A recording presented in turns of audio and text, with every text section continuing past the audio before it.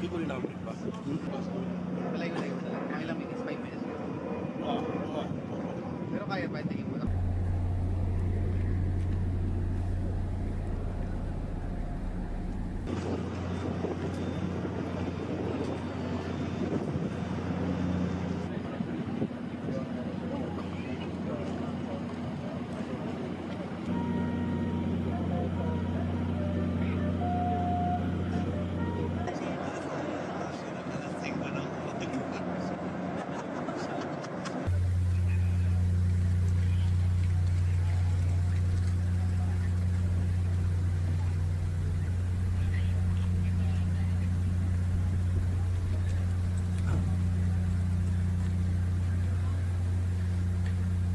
We appreciate the effort of the Chinese Coast Guard for heeding our call.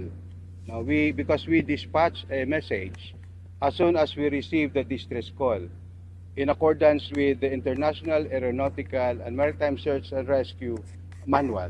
We dispatched a call to all MRCCs all over the world to render aid to a vessel in distress. And we thank the China Coast Guard for also listening to our call for conducting the search and rescue operations themselves, and for the very orderly handover of the survivors and the deceased persons to the Philippine Coast Guard.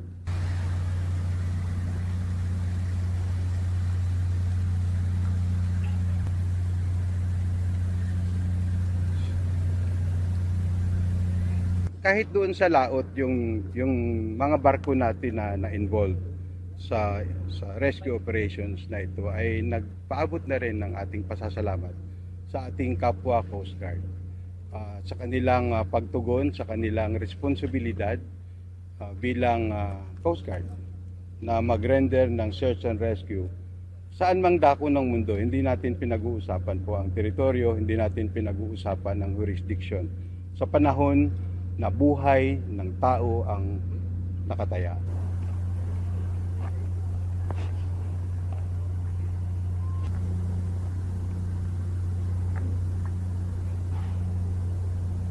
The initial statements of the crew suggest that the cargo, it was carrying around 55,000 tons of nickel ore.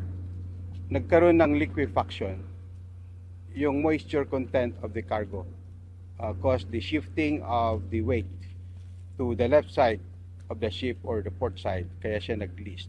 And the weather was not good. Medyo malaki-laki yung alon. So it is the initial suspicion that we have. No conclusive data yet. We are yet to conduct the appropriate investigation.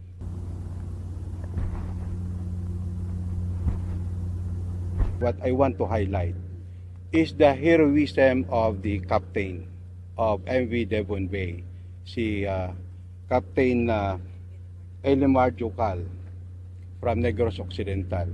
Hindi niya po pinabayaan ng kanyang mga kasamahan. Hindi po siya naunang umalis ng barko.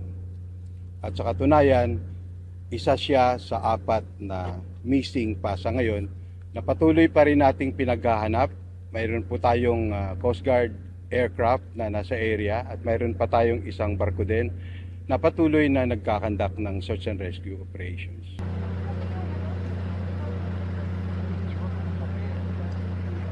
Based sa mga narration and account from the survivors, si Kapitan nga ang huling lumabas doon sa barko bago lumubog. So after noon, hindi na nila nakita si Kapitan kasi nung nagsitalunan na nga yung mga ibang crew kasi per instruction ni Kapitan na mag-abandon ship na sila, so siya ang huling lumabas sa barko.